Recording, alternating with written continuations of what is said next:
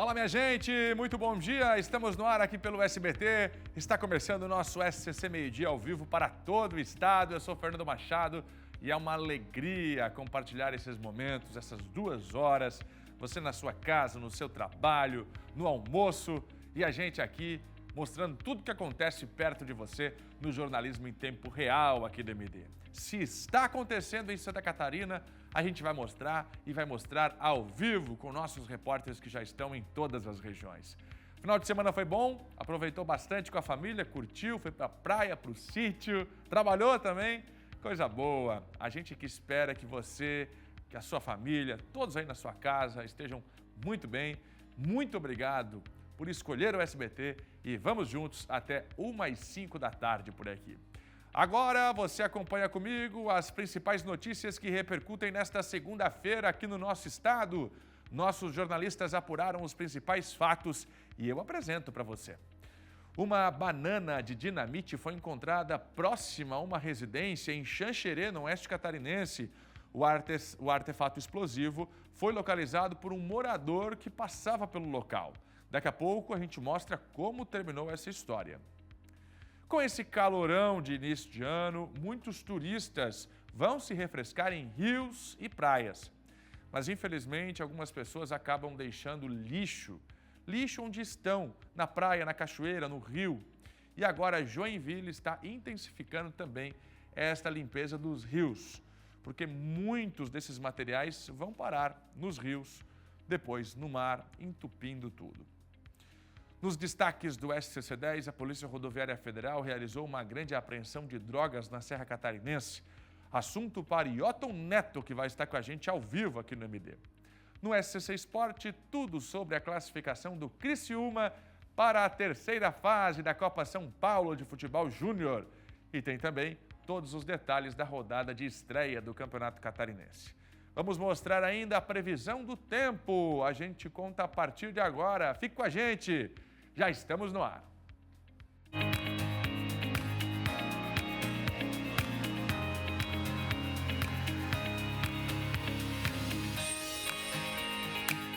Bom dia, Criciúma. Bom dia, Lages. Como é que tá o povo de Chapecó? Como é que tá o povo do oeste do estado? Deixa eu conversar com você de Joinville, Blumenau, Itajaí, Grande Florianópolis, o estado inteiro aqui.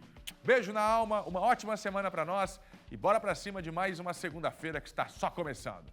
Atenção, tem informação para você, previsão do tempo, as primeiras imagens vão surgindo na tela de Santa Catarina. Olha que dia bonito de praia, minha gente. Governador Celso Ramos, agora 11 da manhã, 18 minutos, 27 graus é a temperatura na praia da Grande Florianópolis. Governador Celso Ramos é a cidade que aparece na sua tela. Vou direto para o sul, agora você já vê Garopaba. Garopaba que recebeu a turma do A Tarde é Nossa na última sexta-feira com o Farofa SCC SBT. Oi, Joinville, olha aí o céuzão, hein? Que dia bonito de sol lá em Joinville, no norte do estado. Dia bonito na região norte, daqui a pouco eu conto detalhes da previsão do tempo para as próximas horas. Agora Blumenau, surgindo na tela do SBT, 11h19 da manhã, bem-vindo minha amiga, bem-vindo meu amigo. Você que está ligando a televisão agora, estava na companhia do Primeiro Impacto, vai ficar com o meio-dia aqui do SBT. Eu tenho agora Itajaí, alô Itajaí, olha como é que está o tempo por lá. Será que chove hoje à tarde, vem pancadas de chuva? É o que a gente confere agora na previsão do tempo. Já as primeiras informações para você programar a sua tarde. E a semana está começando com a presença de sol em todo o estado. No decorrer da tarde tem sim um aumento de nuvens e também pancadas de chuva, mas são pancadas rápidas. Chuva rápida e chuva isolada, especialmente nas áreas mais próximas ao Paraná. Litoral catarinense deve sofrer a mesma condição, mais nuvens e pancadas rápidas de chuva. As temperaturas hoje ficam entre 25 e 32 graus. Você confere comigo no mapa da previsão do tempo. Dá uma olhada como é que fica a sua região na tarde de hoje. Ainda hoje eu volto com detalhes da previsão do tempo para amanhã, terça-feira, aqui em Santa Catarina.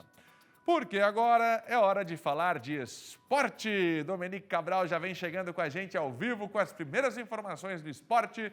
Final de semana bastante movimentado e por isso ela já está aqui, logo na abertura do nosso jornal, com as primeiras informações esportivas. Dominique, bom dia. Bom dia, Fernando. Bom dia para você aí de casa. Então, nesse final de semana, o Campeonato Catarinense teve início. Joinville e Figueirense até tiveram chances de balançar as redes, mas no final o placar ficou 0-0. Durante o intervalo, aconteceu uma confusão entre as torcidas, o que fez o segundo tempo demorar a voltar. Então, daqui a pouquinho, a gente traz todos os detalhes da partida e também da confusão. E ainda hoje a gente vai falar de Copinha. O Criciúma passou nos pênaltis e, com isso, está na terceira fase da competição. Pedro pegou 3 pênaltis e foi o destaque do jogo. E agora, pela manhã, tem Marcílio Dias e também Barra. E ainda hoje a gente vai trazer os destaques do surf. Temos notícias positivas e negativas, então já eu tô voltando com esses e outros destaques. Fernando. Essa é Dominique Cabral, sempre com o esporte aqui na programação do SCC. Além do nosso meio-dia, ela também está no Tá Na Hora. Falou de esporte, falou em Dominique. Já a gente conversa com o esporte completo. Valeu, Dominique! Olha, a Casan adotou um novo procedimento para reposição de hidrômetros furtados. O criminoso vai lá, leva o hidrômetro.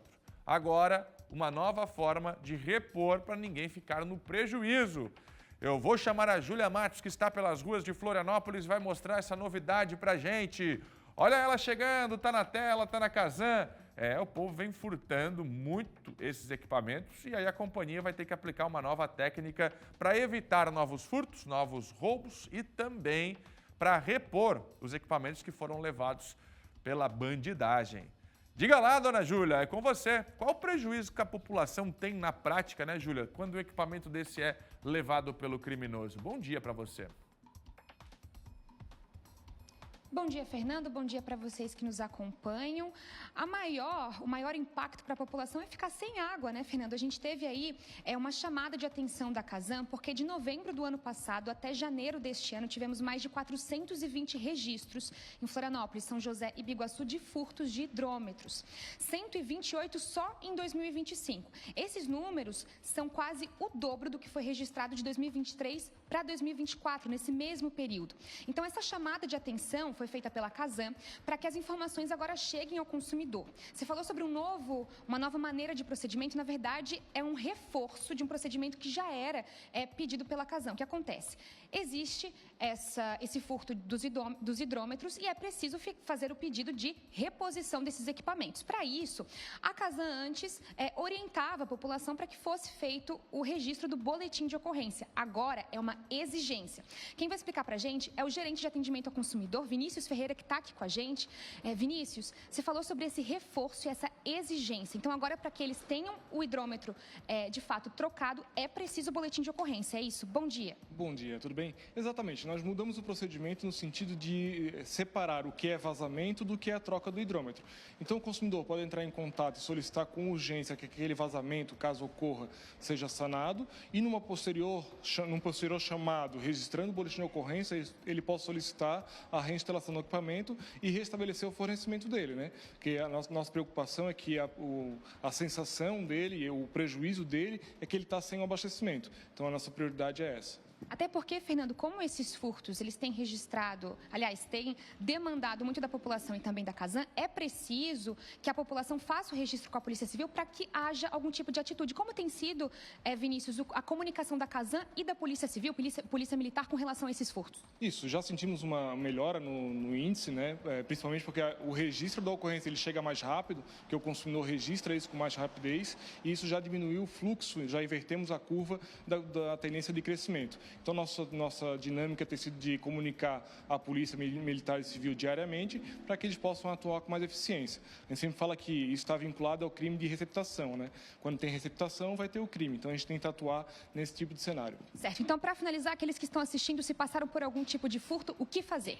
Primeiro, entrar em contato com a Casan, né? A gente tem os 2 procedimentos, caso tenha o vazamento ou não. Se tiver o vazamento, comunicar imediatamente para que a gente possa corrigir isso, registrar a ocorrência na Polícia Civil e tornar o contato para a Casan para que nós possamos reinstalar o equipamento. Muito obrigada, Vinícius, pela informação. Para os consumidores, então, boletim de ocorrência, pessoal. Até porque uma investigação, uma maior atuação da Polícia Civil, da Polícia Militar com relação a esses furtos, só acontece se houver o registro. Volto com você, Fernando. Muito obrigado, Júlia. Informação importante. Vem de Florianópolis. Júlia Matos, que vai continuar girando com o nosso microfone. Daqui a pouco ela volta aqui com novas informações da região metropolitana. Agora, imagens impressionantes que vêm de Joinville. Um carro pegou fogo, foi no meio da rua. Veja só, as chamas tomaram conta do veículo. Impressionante, não é mesmo? Será que os ocupantes conseguiram sair a tempo? Porque rapidamente o fogo destruiu esse carro. Vou chamar aqui o Luiz Felipe, que tem todos os detalhes pra gente. Ô Luiz, foi um problema mecânico? O que aconteceu? E os ocupantes do carro estão bem? Bom dia para você. Bom dia, Fernando. Bom dia a todos que estão assistindo o SCC Meio-Dia. Um prazer ter a sua audiência. Bom início de semana a todos vocês. Sim, Fernando, os ocupantes desse veículo passam bem, apesar do susto enorme que aconteceu na manhã deste domingo, na manhã de ontem, aqui no bairro Guanabara, onde nós estamos. Fica no início da zona sul aqui de Joinville. Por volta das 8 horas, 8h15 da manhã, essas imagens começaram a pipocar nas redes sociais desse fogaréu, desse incêndio que acabou tomando conta desse carro no bairro Guanabara. Não se sabe ainda o motivo, Fernando, do que teria causado esse incêndio. A equipe do Corpo de Bombeiros, logo que foi acionada, veio até aqui ao bairro e começou todo o trabalho para tentar apagar este incêndio. Cerca de 2 horas demorou para apagar esse incêndio pela quantidade grande de fogo e também o risco de explosão, né? Afinal, tem um compartimento de gasolina ali que poderia estar cheio ou não. Mas o Corpo de Bombeiros usou cerca de 3.000 litros de água para conseguir apagar esse incêndio que acabou sendo registrado na manhã de ontem no bairro Guanabara. Por sorte, os ocupantes do veículo nada sofreram, Fernando Machado. Detalhe, não é a primeira vez, Fernando, que um incêndio é registrado nessa mesma rua no bairro Guanabara. Que coisa, hein, Fernando? Que coisa. Eu volto contigo no estúdio. Muito obrigado. Pelo menos ninguém ficou ferido. O prejuízo material com a destruição total desse veículo, mas poderia ter terminado muito pior essa história. O fogo tomou conta do carro. Obrigado, Luiz. Daqui a pouco a gente conversa novamente por aqui. Atenção, motoristas de Itajaí. Uma importante rua no centro da cidade está interditada. Vai ser interditada a partir de hoje e quem tem todos os detalhes para a gente é a Cris Pinheiro. Vamos entender o motivo desta interdição e também quais são as rotas alternativas para você, motorista, se programar. Cris Pinheiro, diretamente do local ao vivo, bom dia. Oi, Fernando, bom dia para você, bom dia a você que nos acompanha aqui pelo SCC Meio-Dia. Isso mesmo, a gente está aqui na rua 15 de novembro, que fica no coração do centro de Itajaí. É bem próximo ao calçadão da Hercílio Luz, que é o nosso calçadão de comércio aqui na cidade. Como você falou, a via está interditada desde as 7h30 da manhã. Para circular aqui na região central, o motorista deve sim buscar alternativas. Tem até uma arte aí para mostrar para o motorista o sentido de circulação, que é para ele pegar a partir de hoje. O sentido vai ser na rua Lauro Miller. A previsão é que a obra seja concluída em até 2 dias, mas pode antecipar. A Secretaria de Obras está realizando aqui obras de macrodrenagem, como esta, com os trabalhadores na pista, como está, né, com os trabalhadores na pista e máquinas também. A pista foi necessária aí ser interditada de forma temporária. Mas eu estou aqui com o coordenador de trânsito que vai orientar melhor os motoristas. Leandro, bom dia, obrigada pela sua participação. É só um trecho, né, Leandro? Mas é um trecho bastante complicado, sensível, porque é bem próximo do nosso calçadão da Hercílio Luz. Bom dia, até que dia vai ficar essa obra e essa interdição aqui? Bom dia. Como você falou, é um trecho muito importante. Ele é o coração pulsante do nosso comércio aqui no centro. Porém, está bem tranquilo, bem sinalizado. Os agentes estão no local fazendo o desvio. Você tem a orientação ali a ser feita para não evitar, a gente evita filas, né, dessa forma.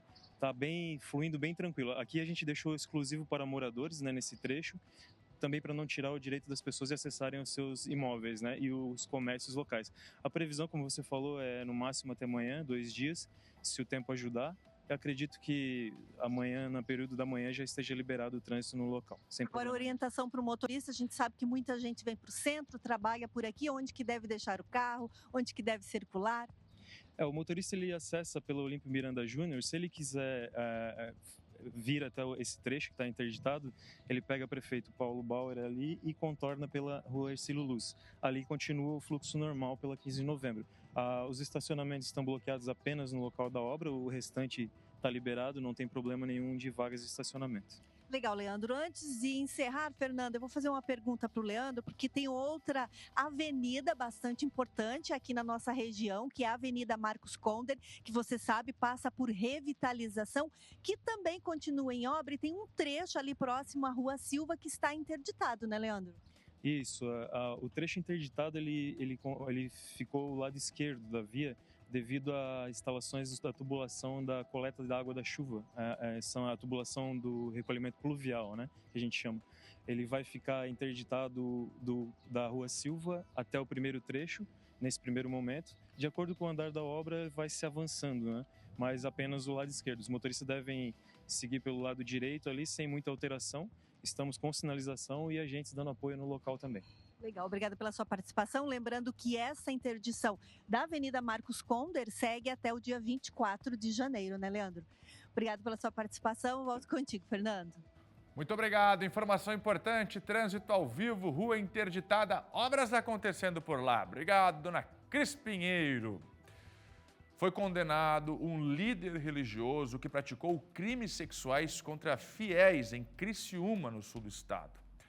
A Emanuela Justino está apurando todas as informações e vai chegar com a gente agora.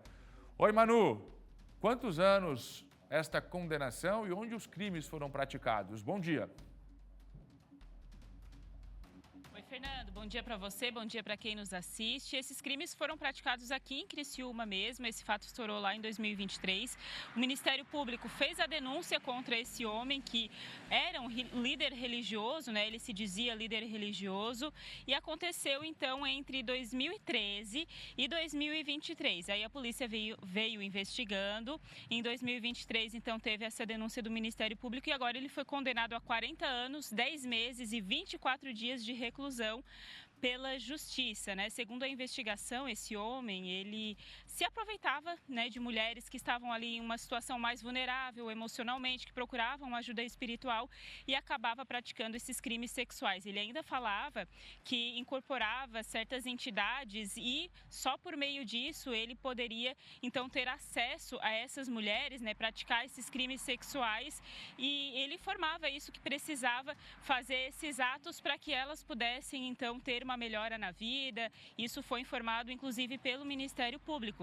Então a polícia investigou, constatou que pelo menos 10 mulheres foram vítimas então desse homem, que ele tinha essa casa aí de ajuda espiritual desde 2010, ele atendeu de 2010 a 2024, e aí pelo menos 10 mulheres teriam sido vítimas, inclusive algumas delas foram violentadas, né, foram abusadas mais de uma vez. Aí, segundo então o Ministério Público, né, ele estava preso preventivamente e agora saiu essa condenação de mais de 40 anos então de prisão para esse homem que praticava, segundo foi divulgado, todas essas vítimas aqui da cidade de Criciúma.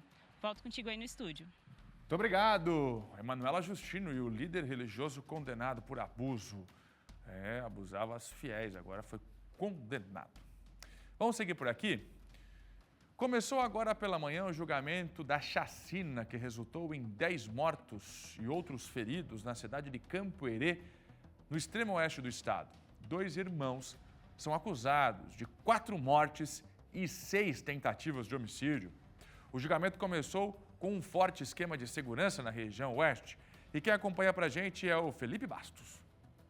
Os crimes foram registrados na noite do dia 21 de janeiro de 2023, na linha 12 de novembro, no interior do município. Logo após os crimes, o irmão de um dos réus tirou a própria vida. O suicídio teria acontecido após a esposa ter pedido o divórcio na noite anterior. Os crimes teriam ocorrido por vingança. Todas as vítimas eram familiares ou próximas da mulher. De acordo com a denúncia, um dos acusados manifestou o desejo de vingança ainda na casa do irmão. A mulher teria se escondido em outra cidade. À noite, outro acusado chegou de carro em um bar e efetuou vários disparos de espingarda. Na residência atrás do estabelecimento, novos disparos foram feitos. O morador saiu e esfaqueou o atirador, que fugiu do local. 4 pessoas foram mortas: a tia, a irmã, o pai e uma comadre da mulher. Ainda o irmão, o compadre, um conhecido e uma criança de apenas 3 anos ficaram feridos. A mãe e a cunhada conseguiram se proteger.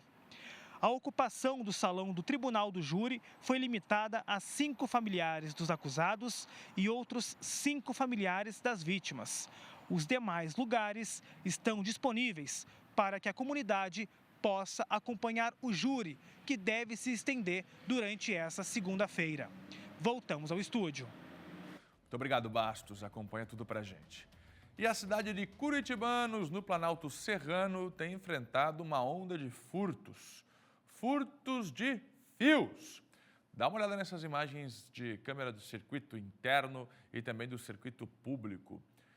As câmeras de monitoramento mostram o momento em que os criminosos levam a fiação. De acordo com a Celesc, só do dia 30 de dezembro até hoje foram 16 chamados por conta de furto de fios. Em nota, o 33º Batalhão de Polícia Militar de Curitibanos afirma que tem atuado, sim, de forma incisiva no combate a essa modalidade de infração penal. De crime, né, gente? No segundo semestre de 2024, a Polícia Militar efetuou 9 prisões em flagrante. A informação da Polícia Civil de Curitibanos é que segue, sim, a investigação sobre esses casos. Tentando identificar os autores dos furtos, a polícia avança nas investigações. Toda essa onda de furtos vem trazendo prejuízos financeiros para a comunidade, para a Celesc, para os consumidores. O gerente da Celesc de Curitibanos gravou um vídeo aqui para o nosso meio-dia, fazendo um alerta também sobre a questão de segurança. Vamos acompanhar.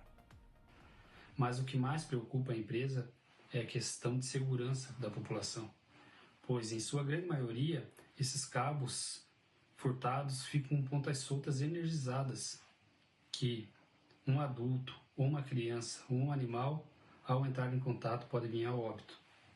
A Celesc pede que, quando a população se deparar com um cabo partido, ela leve sempre em consideração que esse cabo esteja energizado. Ela se afaste, ligue para o 08.000-0196, que a Celesc enviará uma equipe até o local para eliminar esse risco. Ou até mesmo ligar para o Corpo de Bombeiros para que não ocorra nenhum acidente. Já a Prefeitura de Curitibanos também divulgou que serão compradas 58 novas câmeras de segurança integradas. Tudo isso para que a Polícia Militar, a Polícia Civil possam ter acesso. O investimento de mais de R$200 mil para garantir a segurança da população. O objetivo é, sim, inibir crimes e auxiliar também no combate à criminalidade. Serão 44 câmeras comuns, 4 com reconhecimento facial e 10 com tecnologia para leituras de placas. E serão instaladas em locais estratégicos definidos em conjunto com o setor de inteligência da Polícia Militar. O prazo para a instalação é de até 10 dias. O assunto agora é dengue. Isso porque em Blumenau, a equipe de combate à dengue recolheu 48 toneladas de entulho. Isso tudo em um único bairro da cidade. Vou conversar agora com a repórter Natiele Oliveira, que vai atualizar essa informação para a gente. Entulho, que reserva água, água que fica parada, mosquito que nasce, que pica a população e promove a doença na cidade. Natiele, onde é que estava esse entulho todo, hein, Natiele? Bom dia.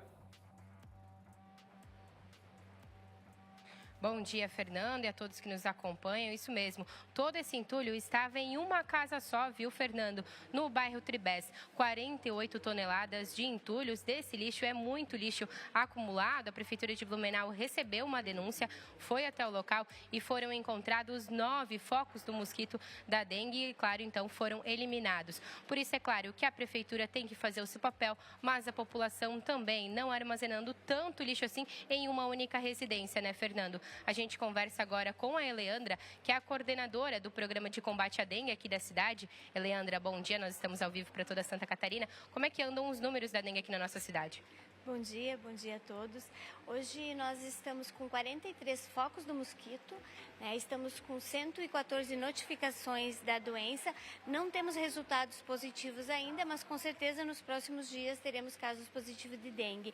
É muito importante que a população cuide, né? Não acumule lixo, não acumule locais que sirvam de reservatório, local de nascimento para o mosquito. Uma tampinha de refrigerante, né, já basta para a gente ter o foco. Então, assim, esses locais também, onde tem muito acúmulo de lixo, a população pode denunciar, a gente pode estar indo no local, né, verificando e exigindo as adequações necessárias, né, como aconteceu no bairro Tribés. O que a Prefeitura está fazendo de ação na prática, então, para resolver esse problema? Nós estamos realizando todas as ações preconizadas pela Diretoria de Vigilância Epidemiológica do Estado e o Ministério da Saúde. Estamos realizando as visitas dos agentes, as coletas desses reservatórios, desses entulhos em diversos locais. Estamos utilizando novas tecnologias também, estamos fazendo aplicação de produtos, utilizando drone, fazendo mapas também com dados, incluindo casos e focos, fazendo o cruzamento desses dados para termos mais precisão nos trabalhos realizados e atendendo às denúncias, né, da população também, que a gente vai até o local e verifica. Mas é muito importante a gente pensar que todos os esforços da Prefeitura de Blumenau, elas não são o suficiente se a população, nesse momento, não olhar seu entorno e eliminar esses reservatórios. Só assim a gente pode evitar uma nova epidemia nos próximos meses. 2024 foi um ano muito atípico, onde a gente teve mais de 70 mil notificações, mais de 49 mil casos positivos de dengue e 39 óbitos. Se a população colaborar e nos ajudar, né, os trabalhos nós estamos realizando. Então a gente precisa que cada um cuide do seu imóvel e faça a sua parte. Não teremos óbito, né? Foram 39 óbitos e 2025 nós esperamos que não ocorra nenhum óbito. Então, um alerta, né, Fernando, principalmente agora, nessa época do verão, que é muito quente durante o dia e à tarde, no final da tarde, chove. Isso, claro, aumenta, então, a proliferação do mosquito Aedes aegypti, que além da dengue, é transmissor da zika, chikungunya, então tem outras doenças também. Então, a recomendação para as pessoas que estão nos assistindo é não acumular lixo e principalmente cuidar com a água parada. Isso, elimine todo o local que sirva de criadouro para o mosquito, né, cuide com a água parada, elimine reservatórios, procure as unidades de saúde caso apareçam sintomas, né, febre alta, dor no corpo, dor muscular intensa, né, e dor atrás dos olhos, são os 3 principais sintomas, né, da dengue, e procure a unidade de saúde quem está na faixa etária ali para aplicação da vacina da dengue, né, de 10 a 14 anos, a gente está com, os nossos dados estão um pouco baixos e é importante que a população procure esse público, né, elencado para que se vacine e faça, né, a vacinação certinha para não correr o risco de pegar dengue. Muito obrigada, então, pela participação, a Leandra, que é coordenadora municipal do Programa de Combate à Dengue aqui do município. Fica aí o recado para todos, né, Fernando? E os moradores, que nem ela comentou, podem fazer denúncias quando vê muito lixo acumulado, água parada, pelo telefone da ouvidoria do SUS, que é 156, na opção 4, ou pelo telefone que aparece aí na tela. A junção, né, do serviço da Prefeitura e da população para ajudar, então, no combate à dengue. Fernando, volto contigo aí no estúdio. Muito obrigado, dona Natiele. Muito obrigado pelo recado, sempre muito importante. A especialista foi bastante otimista, Roberto e Natiele, quando falou: esperamos que ninguém mais morra. Infelizmente, a estatística do nosso estado revela uma outra condição. Não, é verdade. Vai morrer. Meu Deus, Fernando, mas que papo é esse numa segunda-feira? É isso, gente. Os números são preocupantes, o governo vem alertando há bastante tempo. Infelizmente, mais pessoas vão perder a vida pela dengue. E é por isso que a gente tem que olhar para dentro de casa agora.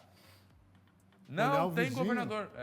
Olhar o vizinho. Não tem governador, não tem prefeito que vai resolver essa situação sozinha. Se você não fizer o que o Roberto falou, dar uma olhada no cercado do vizinho. Às vezes ele foi viajar, Roberto. Exato. Tem que denunciar. Até mesmo dentro da sua casa, Roberto. Como o seu vizinho tem que olhar para você e dizer assim, ó, tá errado. Bom dia, Fernando. Bom dia. É um assunto que a gente volta e meia precisa voltar a trazer à tona aqui os números, porque é algo preocupante para o nosso estado. Dengue, o destaque de agora aqui no meio-dia. Mas eu vou mudar de assunto, vou entrar em outra situação que gera bastante discussões, que é a situação de pessoas morando na rua. O Roberto tem mais detalhes e novidades sobre este tema. É com você, Roberto. Bom dia. Pois é, Fernando, bom dia a você que nos assiste. Durante a campanha já foi tema ostensivamente tratado pelos candidatos a prefeito. Agora eles têm que agir. Alguns estão agindo. Pode pôr a foto na tela aqui. Este é o prefeito Vaguinho Espíndola, prefeito de Criciúma, eleito agora. Substitui o correligionário dele, ou o padrinho dele, Clésio Salvaro, também do PSD. Ele aqui está numa foto original durante uma abordagem de rua. Está ele, o vice-prefeito Salésio Lima, que também é do PSD, e Criciúma tem razões de se preocupar. Embora tenha aberto aí 150 leitos de internação, porque a maioria desse pessoal que está na rua, e isso não sou eu que falo, são as estatísticas oficiais, é representada por dependentes de drogas, dependentes químicos ou de álcool. E aí que está a situação. E os números que levaram o prefeito de Criciúma a ir para a rua na abordagem são esses aqui, ó. Podemos mostrar agora. O estado de Santa Catarina teve um crescimento de 75% da população de moradores de rua. No Brasil cresceu 65,5%, ou seja, nosso crescimento é maior. E isso que é de 21 a 23, 2021 a 2023, segundo o Observatório Brasileiro de Políticas Públicas da Universidade Federal de Minas Gerais. Estes dados estão defasados. Podemos seguir. Outra questão. A faixa etária pega justamente aqui 47,9% das pessoas que estão em situação de rua têm 18 a 39 anos, quer dizer, população economicamente ativa, população que tinha que estar estudando, gerando riqueza, procurando seu espaço na sociedade, está verdadeiramente zumbizando. E não é um termo engraçadinho, é um termo grave. A maioria é homem, 89%. É outra situação que deixa a gente preocupado. E vamos ver por que o prefeito de Criciúma finalmente foi para a rua, porque em Criciúma houve o maior crescimento. Volto a dizer, são dados do Observatório Brasileiro de Políticas Públicas da Universidade Federal de Minas Gerais, de 2021 a 2023, quer dizer, deve estar defasado. Criciúma teve 175,74%. Claro, passou de 136 para 375, mas é um número alarmante.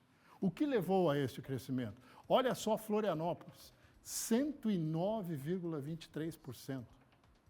Vocês sabem qual é a população de pessoas de rua em Santa Catarina hoje, segundo esse observatório, com dados até 2023? Pulou de quase 6 mil para quase 9 mil. Ah, é? Você quer ver as razões? Blumenau, Tubarão, Joinville, Lages, São José, Itajaí, Balneário Camboriú, Palhoça, Florianópolis, Criciúma. As cidades da moda no Brasil. Nós fazemos propaganda, somos o melhor estado da federação, etc. Somos mesmo, mas tem esse efeito contrário aqui. Tem prefeitinho aí no interior do Brasil afora, e eu não estou sendo leviano em fazer essa denúncia não, que bota numa Kombi, põe num ônibus, põe num caminhão e manda vai para Florianópolis. Lá é a Ilha da Magia. Só que a Ilha da Magia não desaparece com pessoas, elas estão aqui nos dados. E a grande Florianópolis tem o maior número de moradores em situação de rua de Santa Catarina. Portanto, mãos à obra. Saúde pública, segurança pública, assistência social. Se os três não trabalharem juntos com o Ministério Público e o Poder Judiciário, essas estatísticas aqui, que já estão defasadas, porque se dá de até 2023, vão piorar. Fernando. Roberto Azevedo, deixa esse número na tela aqui, por gentileza, porque esse é o grande tema, gente. Isso vai permear as discussões políticas nos próximos anos. E é mundial. E é mundial. Porque só cresce. Se tu pegar aqui, ó, cresceu em todas as regiões.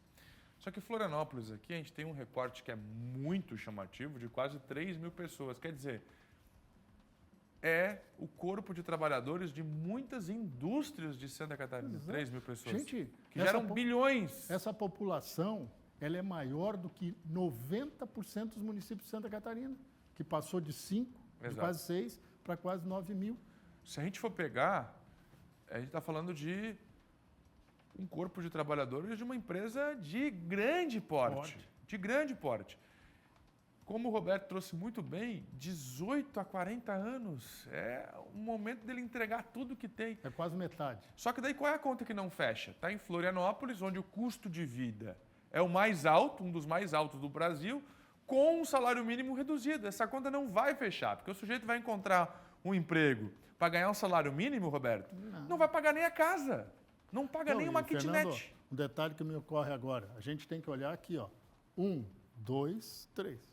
Exato. É a grande Florianópolis que concentra o maior número. Aí você pode até comparar, se comparado com Florianópolis, São José e Palhoça têm números menores, mas são números em crescimento. E também há migração nessas pessoas em situação de rua. A polícia, a saúde pública, assistência social, Ministério Público, o Judiciário, manda embora. Não, volta para tua casa. Eles saem de Florianópolis e vão para São José. Eles saem de São José e vão para Palhoça. É pertinho. Aqui não aparece, mas provavelmente, tomara que numa proporção muito ínfima, Piguaçu deve estar sofrendo o mesmo problema. Estou falando só da grande Florianópolis, que concentra o maior número do estado de Santa Catarina. Mas não é número, são pessoas, é gente, tem que ser tratado. Então, o prefeito lá de Criciúma, o Vaguinho Espíndola, ele disse assim, vamos fazer abordagem social. Ou seja, ou o cara vai ser direcionado para o mercado de trabalho, ou vai para uma clínica de atendimento, vai para a internação compulsória. Não tem como ter meio termo. E sem contar o seguinte, tem um monte nesses números aqui, que é gente que está como foragido da justiça, porque já está com pena para ser cumprida. São 3 classes, né?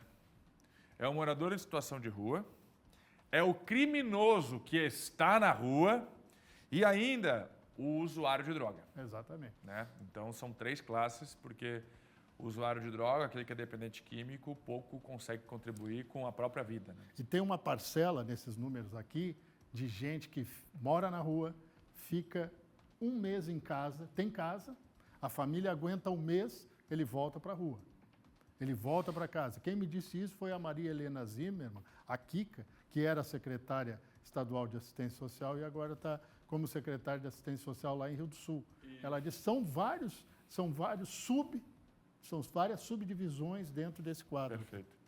Perceba como a estrutura para atender esse tipo de cidadão, para resolver esse problema, precisa ser coordenada a nível estadual e a nível federal. Por que eu digo isso, meu caro Roberto?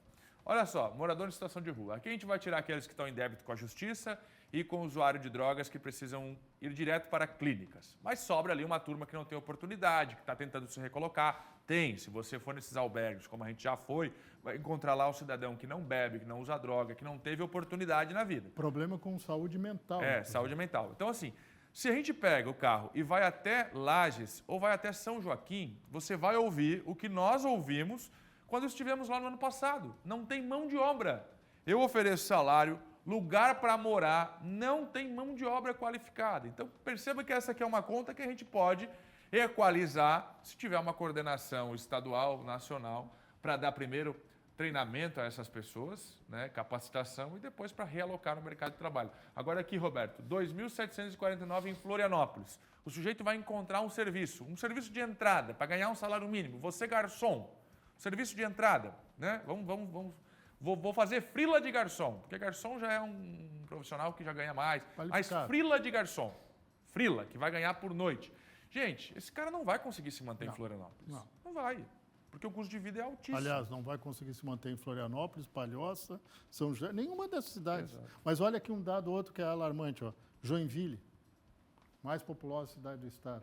Tem registrados por esse levantamento 1.116, quer dizer, volto a dizer, é maior, porque esses dados são de 2023. Em comparação com Florianópolis. Florianópolis tem mais que o dobro. Aí a pergunta que eu faço, se o preso que está recluso, que está em débito com a justiça, que já foi condenado, tem oportunidade de trabalho? As empresas levam trabalho para dentro do preso. Levam para dentro do presídio, para o apenado trabalhar. Por que não pode acontecer um grande programa nacional aqui também para oferecer para essas pessoas que estão em situação de rua? Roberto, por hora, obrigado. Sim. Parabéns pela apuração e por essa discussão tão importante, porque isso aqui afeta a gente diretamente. Ou na criminalidade, ou no mal-estar de você encontrar uma pessoa em situação de rua, né? Os pedintes. Isso afeta e afeta muito. Você vai recordar, recentemente, crimes envolvendo pessoas em situação de rua, onde pessoas da comunidade perderam a vida, foram assassinadas, inclusive. Obrigado, Roberto. Grande assunto, grande discussão aqui no nosso meio-dia. A segunda-feira começou com um atendimento gratuito em São José para tirar as dúvidas dos moradores com relação ao pagamento do IPTU. O pagamento pode ser feito em parcelas e existem também benefícios para aqueles que adiantarem os valores. O atendimento vai acontecer durante um mês. A Júlia Matos tem todos os detalhes. Olá, para vocês que acompanham o SCC Meio-Dia. Os carnês de IPTU já começaram a ser entregues aqui no município de São José. Cerca de 50% deles, 60 mil pessoas, já receberam os carnês físicos em casa e os carnês virtuais já estão disponíveis na Prefeitura de São José. Aqui no Centro de Atendimento ao Idoso, foi montado esse espaço aqui, um espaço de atendimento à comunidade com pessoas especializadas que vão agora, a partir do dia 13, hoje, receber a comunidade para tirar todas as dúvidas. Formas de pagamento, que tipo de benefício é possível ter com o adiantamento desses pagamentos do IPTU esse ano. Estamos aqui com o secretário adjunto da Fazenda, Jarmir Machado, para falar um pouquinho sobre essa situação. Secretário, esse espaço aqui já vem se repetindo todos os anos e tem funcionado com a população, é isso? Bom dia. Bom dia. Sim, é um espaço que a gente faz separado para atender melhor o público. Então, um pessoal especializado em emissão de segunda via do IPTU, né? Onde nessa segunda cota tem o desconto. Até dia 12 de fevereiro a estrutura estará montada aqui, que é o vencimento da primeira cota única, do parcelado, e também a gente tem aqui a parte da ambiental, que é a empresa da coleta de lixo. Perfeito. Então, aqui no espaço do CAT, no Centro de Atendimento ao Idoso, a partir de hoje, dia 13, teremos esse espaço aqui e outro muito próximo para tirar essas dúvidas com relação ao pagamento. Não só o IPTU, mas também a taxa de coleta de lixo. É importante deixar claro, né, secretário, que esse pagamento, essa arrecadação é feita pela empresa concessionária, mas o espaço é cedido pela Prefeitura para que seja retirado as dúvidas da população, é isso? Isso mesmo. É o espaço único que fica melhor para o contribuinte, né, para ele não ter que estar se deslocando para pegar uma segunda via de um carnê de uma outra empresa. Então a gente cede esse espaço, fica um espaço único que fica bom para todo mundo. Certo. E apesar do carnê já estar liberado virtualmente, a gente sabe que sempre tem aquelas dúvidas que toda a comunidade tem, né? O que mais aparece por aqui, secretário? A forma de pagamento. Ali no carnê a gente tem disponibilizado a cota única, a cota única em 2 vezes com o mesmo desconto ou as 2 primeiras parcelas do parcelado. Isso gera um pouquinho de confusão do pessoal, porque o que a gente vai fazer? A pessoa optou pelo pagamento parcelado, a gente vai encaminhar o segundo carnê para a pessoa com o restante das parcelas. Para ela não ficar também preocupada, ela vai receber esse segundo carnê em casa. Perfeito. Muito obrigada, secretária. A gente sabe que essa é uma oportunidade para todo São Josefense começar o ano com o pé direito, é isso? Vou mostrar mais um pouquinho da movimentação por aqui. Olha só, o pessoal já está aqui, uma equipe especializada para tirar a dúvida da comunidade. Todos eles vão estar aqui das 8 da manhã às 17 horas, ou seja, até às 5 horas da tarde. Licença, eu vou só chamar a senhora bem rapidinho. A senhora veio aqui para ser atendida. Como é que foi o atendimento? Veio em busca de que informação? Foi uma maravilha, o atendimento rápido e eu vim em busca para pegar a segunda via do IPTU. Facilitou ter um espaço físico para isso? Maravilhoso. Perfeito, muito obrigada. É isso, pessoal. Então, para aqueles que querem adiantar os pagamentos, saber os melhores benefícios, é só vir aqui no Centro de Atendimento ao Idoso de São José. Volto com vocês. Legal, Júlia. Informação importante, hein? Para quem tem que pagar o IPTU em São José. Conhece alguém que tem que pagar o IPTU em São José, não? Quase. Tem gente cheia de dúvidas. Tem gente cheia de dúvidas. Que vai dar uma passada nessa central aí. Chegou no DDA, não entendi nada. É taxa de não sei do que, taxa de não sei do que. Para que tantos DDAs? Manda um só que fica mais fácil de pagar. O povo é mais fácil. Menos, né? Sente menos também. Hora de dar aquela passada aqui no scc10.com.br com o Yoton Neto, que preparou as principais informações que repercutem na internet agora. Hein, Yoton? Bom dia. Bom dia, Fernando. Bom dia também a todos vocês que nos acompanham aqui no SCC Meio-Dia, trazendo os destaques de hoje e também os destaques daquilo que repercutiu ao longo do final de semana. Vamos começar falando sobre um assunto que mais uma vez aí levanta a preocupação com acidentes de pequeno porte, porque nesse final de semana um avião com o ex-prefeito de Montenegro, uma cidade no Rio Grande do Sul, caiu após colidir com um eucalipto e também com a rede elétrica.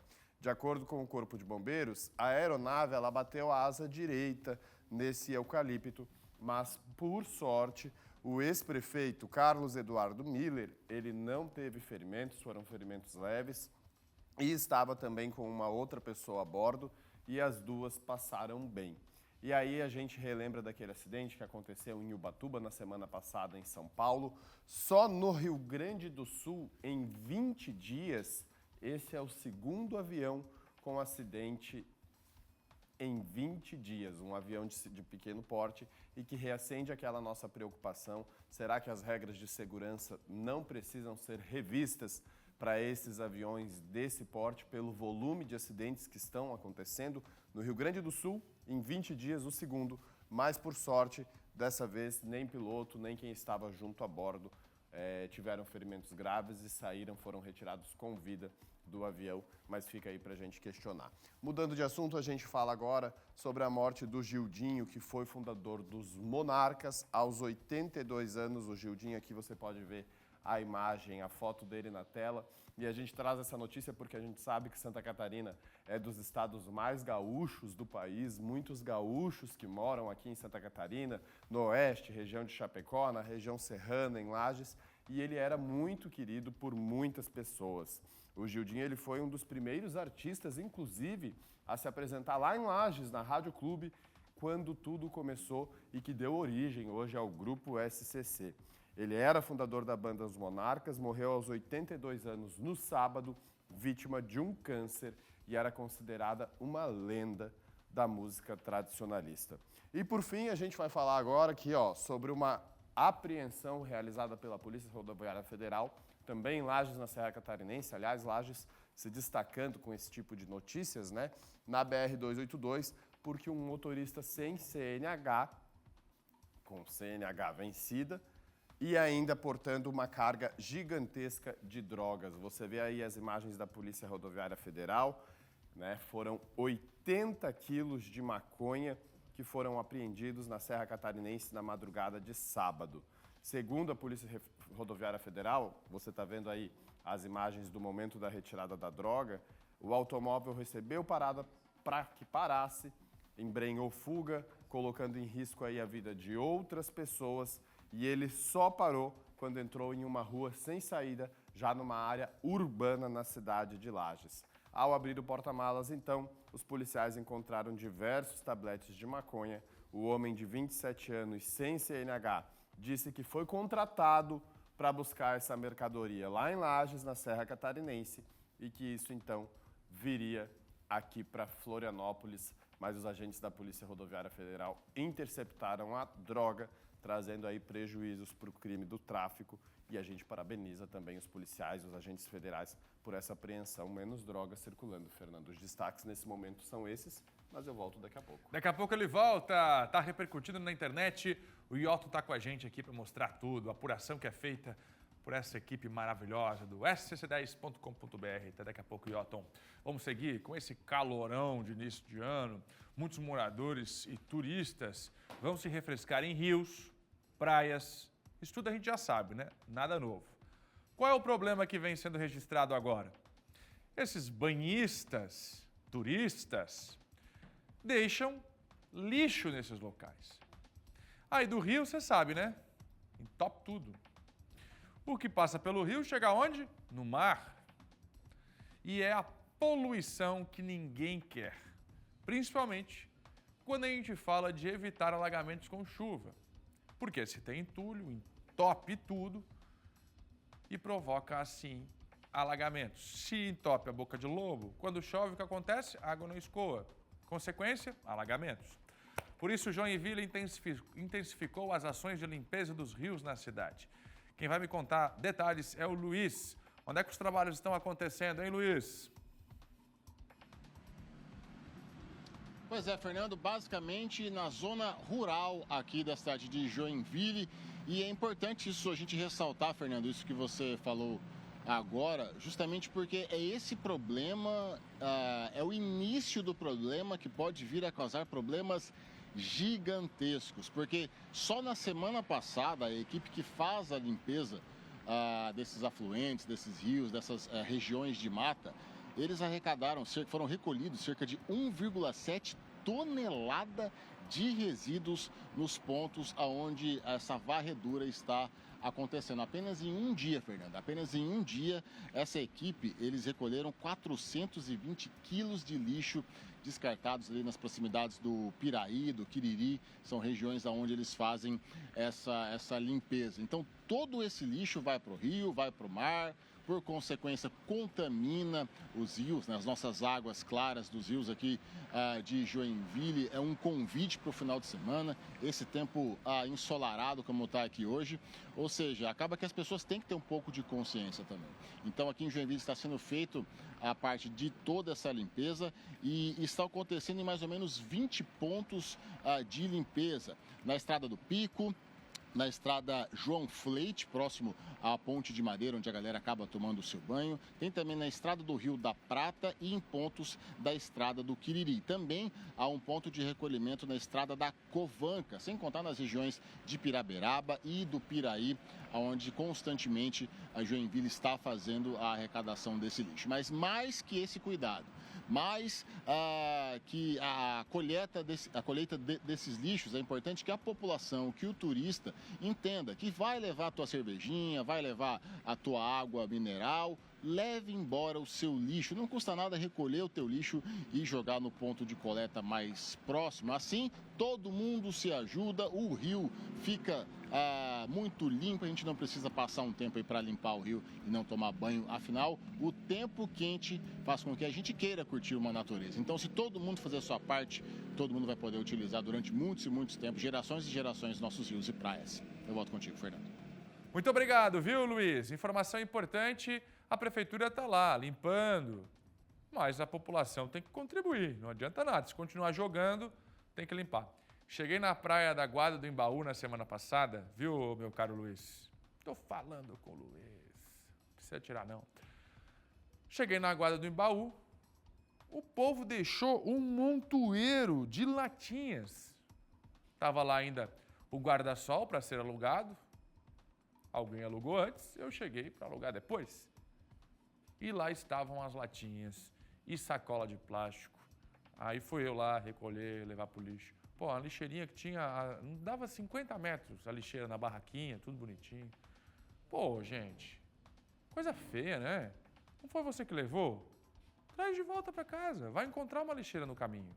É triste demais, é feio demais. Aí o que acontece? Dá uma chuva, como aconteceu na semana passada, Luiz. O que aconteceu aí quando choveu semana passada, Luiz? Conta pro pessoal de casa, conta. Recorda pro pessoal de casa o que aconteceu aí. Alagamento, por conta disso. Aí dá uma chuva chuvinha forte, exatamente, o lixo acaba se acumulando nos bueiros e acaba que alaga uma chuvinha qualquer aí. Coisa feia, né, gente? Vai levar a tua cervejinha. É ressaltar um negócio, Fala. que essa cobrança desculpa, Fernando, mas essa cobrança que os próprios banhistas, turistas e moradores fazem de outras pessoas, né? Não é incitar briga, mas, por exemplo, se você vê alguma pessoa que não está acostumada a levar o lixo, que já deveria ser um costume, você pode chegar e falar, cidadão, vamos levar o lixo junto, então, né? As pessoas, às vezes, nas praias aqui de São Francisco também acabam fazendo uma coleta voluntária de lixo, então todo mundo tem que se ajudar para que a natureza sobreviva, né, Fernando? E sabe o que me chamou a atenção? Quando eu cheguei na praia, estava lá, né, o guarda-sol, as 3 cadeiras, alguém tinha ocupado aquele guarda-sol. No chão, debaixo do guarda-sol, as latinhas. Cerveja boa, rapaz. Cerveja boa. Cerveja boa. Gente que tinha consciência, né, na hora de escolher a cerveja. Vou comprar uma cerveja boa. Se tinha consciência para comprar a melhor cerveja, por que não levou a lata? Se tu pega uma lata de cerveja, tu amassa com a mão mesmo, fica um negocinho desse aqui, tu bota no bolso, pô. É inacreditável. Bota a lata dentro do cooler, chega em casa e joga fora. Coisa feia. Tem que multar esse povo. Luiz, obrigado. Agora a prefeitura está lá em Joinville tendo que limpar os rios por conta de todo esse material que fica se acumulando e prejudicando a cidade. Neste final de semana, atracou no porto de Imbituba o maior navio a passar pelo local. Veja ele na imagem. É grande, hein? Rapaz, o bichão é grande. Olha que imagem bonita. Com este sol ao fundo. Emanuela Justino tem todos os detalhes. Olha aí o navio atracando. Importante, marco histórico para o nosso porto do sul do estado, hein, Manu? Oi, Fernando, com certeza, né? Como disse o ditado, é um baita de um navio que passou por Imbituba. Imagina, né? O pessoal todo filmando, chamou bastante atenção esse navio que atracou nesse domingo no porto de Imbituba. Como você falou aí, é o maior da história do porto a atracar por lá. Esse é o modelo de navio MSC Vilda X, com 346,98 metros de comprimento, 42 metros de largura e uma capacidade para 9.600 containers de 20 pés. Então, ontem, né, desde quando já foi se aproximando muita gente, moradores e até trabalhadores também, já foram filmar, fizeram vários vídeos, chama realmente muito a atenção, acaba sendo algo bem positivo para o porto de Imbituba por conta da capacidade, né? Isso significa que um porto aqui de Santa Catarina, destaque aqui para o sul do estado, tem a capacidade de receber esse tipo de embarcação que trouxe, né? Esse barco trouxe então madeira e celulose em containers para exportação. Acabou fazendo história, né? Então também do trabalho que foi feito ali no local. Ele atracou no Cais 2, teve suporte operacional de 2 práticos e 3 rebocadores, que são, então, os profissionais, né, que ajudam ali o navio a atracar. E aí essa embarcação, ela integra a linha internacional carioca que conecta, então, a costa leste da América do Sul com a Ásia. Esse tipo de navio, então, começou essa linha... começou a fazer parte da escala do porto de Imbituba em novembro do ano passado e acabou chamando bastante atenção, né, como eu falei mais uma vez nesse domingo, e aí também acaba sendo um ponto bem positivo para o porto de Imbituba aqui no sul do estado. Volto contigo, Fernando. Muito bom, é sucesso, parabéns à administração do nosso porto, o maior navio que já se teve notícia no porto do sul do estado. Emanuela Justino e as informações ao vivo. Preciso voltar a falar de carnês do IPTU. É tempo de emissão de carnê de IPTU aqui em Santa Catarina. E se você se programou, pode pagar em cota única. E aí tem descontos e descontos interessantes. Em Itajaí, tem até desconto para quem pagou os boletos em dia no ano passado. No ano passado já pagou em dia? Então nesse ano tem desconto. Vamos para lá? Cris Pinheiro, ao vivo com todas as informações. Quero saber qual é o tamanho do desconto. Oi, Fernando. Então, quem pagou em dia em 2024, os carnês aqui em Itajaí, vai ganhar 10% de desconto. Olha, os carnês por aqui já começam a ser emitidos no dia 15 de janeiro.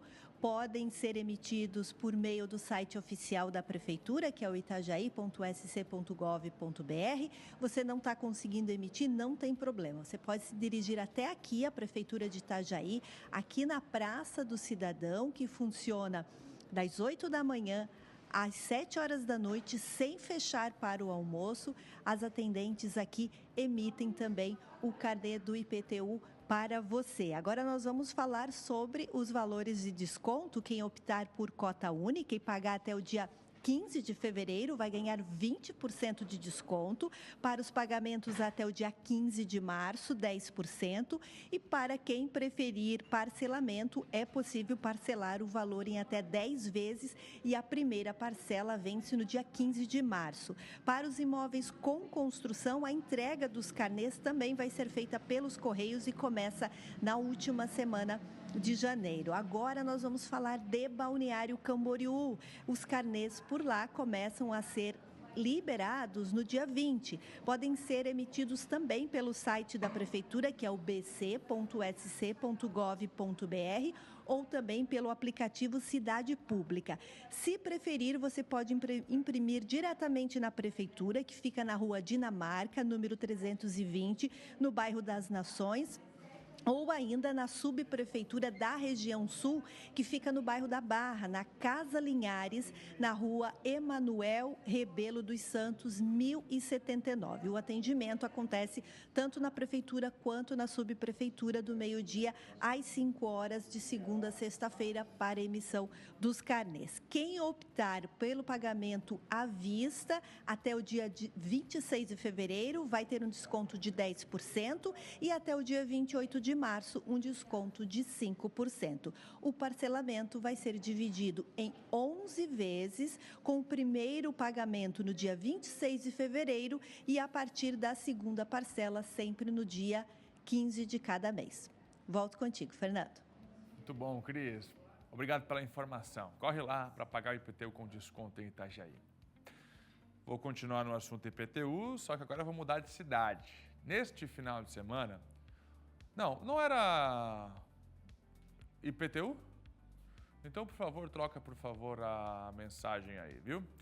Vamos para lá, Natiele está comigo, está direto de Blumenau com as informações do IPTU lá na cidade, também tem desconto e você pode destinar parte da verba do seu IPTU para ações sociais na cidade. Exatamente, no seu carnê você pode escolher o pagamento do desconto ou então destinar 5% para ações sociais. Este é o modelo de arrecadação de Blumenau e por isso a Natiele está comigo ao vivo.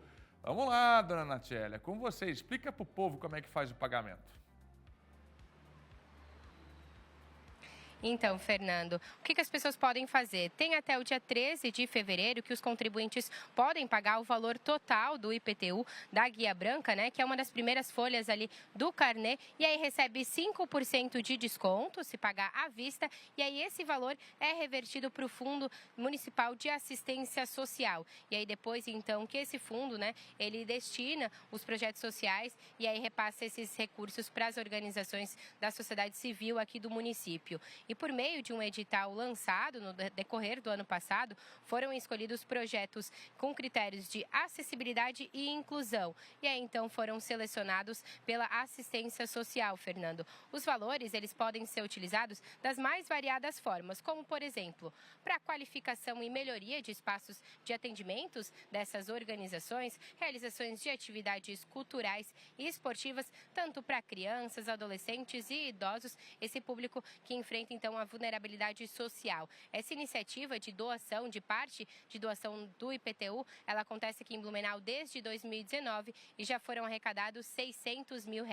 Em 2024, foram executados 6 projetos com investimento de aproximadamente R$190 mil dessas pessoas, então, que pagaram a Guia Branca total à vista e aí, então, esse valor foi revertido para essas organizações, né, para essas entidades sociais. E, além disso, aqui em Blumenau também tem desconto para quem foi um bom pagador em 2024 e aí é 2% de desconto, Fernando. Então, claro, né, já aproveita para pagar o IPTU e também fazer uma boa ação para o próximo, Fernando. Volto contigo aí no estúdio. Legal, Nath. Muito obrigado pela informação ao vivo, direto de Blumenau. Olha, neste final de semana, um homem de 34 anos morreu em um grave acidente na BR-282, na cidade de Bom Retiro.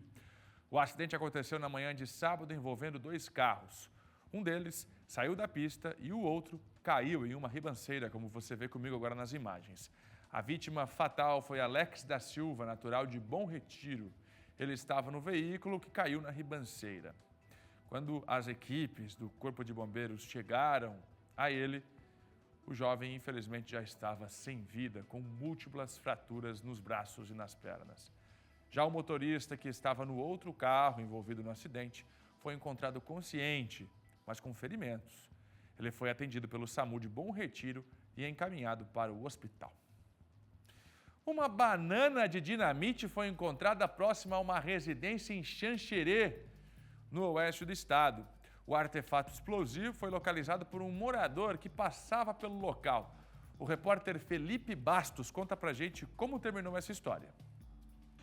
É isso mesmo, uma grande operação reuniu várias forças de segurança aqui do Oeste e também de Florianópolis. A Polícia Militar foi acionada e precisou isolar a rua Itá, no bairro dos Esportes, após um morador encontrar o artefato explosivo.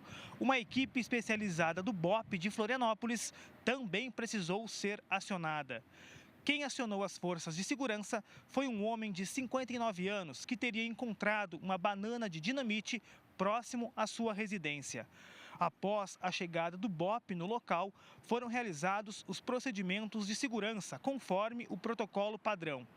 O artefato foi analisado ainda no local e depois removido para um lugar adequado onde foi desativado. A investigação sobre a origem do artefato explosivo ainda está em andamento. Nós, é claro, vamos continuar acompanhando os desdobramentos dessa investigação. Voltamos ao estúdio. Exatamente. A gente repercutiu esse caso agora cedo no Primeiro Impacto no SBT Nacional, porque a pergunta que fica agora é: quem foi que colocou essa banana de dinamite lá? Foi algum criminoso que descartou? Caiu de algum carro? Algum assaltante a banco que usa muito para estourar o caixa eletrônico? Queriam fazer uma ameaça contra o morador ou contra os moradores? Quem deixou essa banana de dinamite próximo a essas residências? E o morador, 59 anos, passeando com o cachorro, plena luz do dia, encontrou a banana de dinamite. Bom, por hora não deixou ninguém ferido, mas agora a polícia vai ter que responder. Como é que chegou lá essa bomba, esse explosivo?